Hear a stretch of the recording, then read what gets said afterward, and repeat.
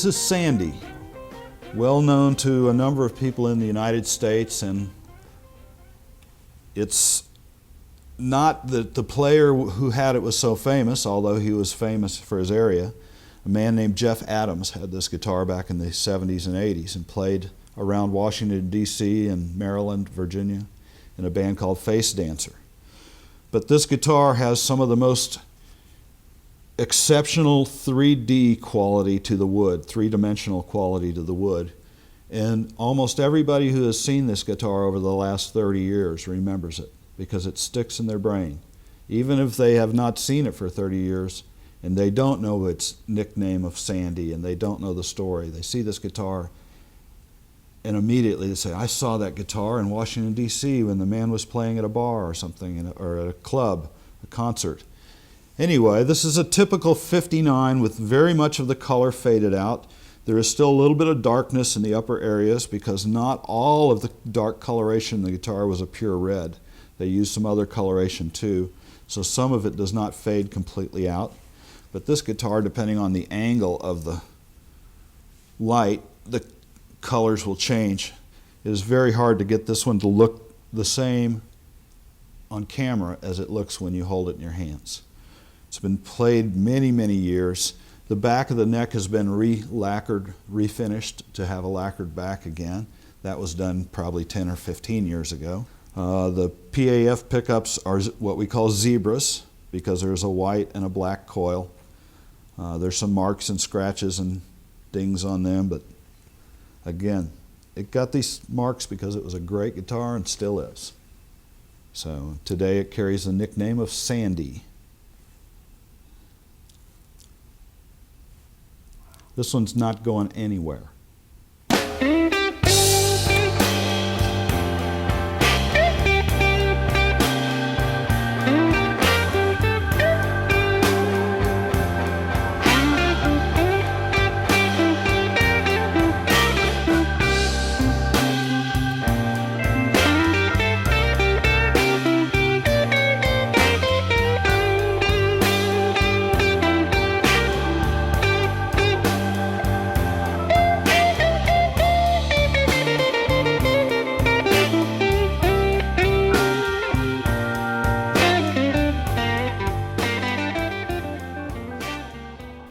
Basically, all the bursts started as cherry sunbursts with a few very rare exceptions of something that was a tobacco or the more common sunburst color of Gibson at the time.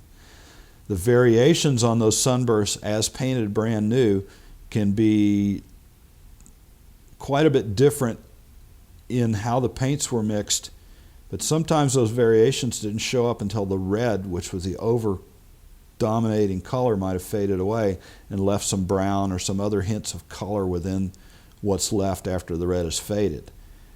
I think the fact that they that the red dye that they used had a negative reaction for sunlight, that they all faded a little bit differently, so that created a uniqueness in the instrument where they didn't all fade the same way. Some have some red left, some don't have any. And it varies. The color varies in each instrument. We've seen some that retain all of its color, and that's very rare to find. But you can see it. And then, of course, in '60 they changed their formula a little bit, and typically the later '60s all keep the red. As far as the names for the different colors, the only one I would use would be a complete fade or an unburst.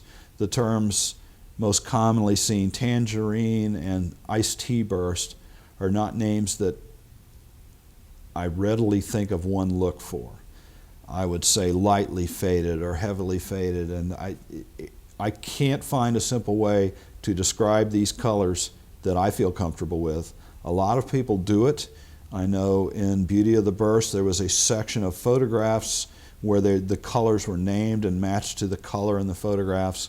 And while I had no objection or problem with that, it's not the way that I think of them or talk about them. Color will bring top dollar if you have that sunburst and it's intact.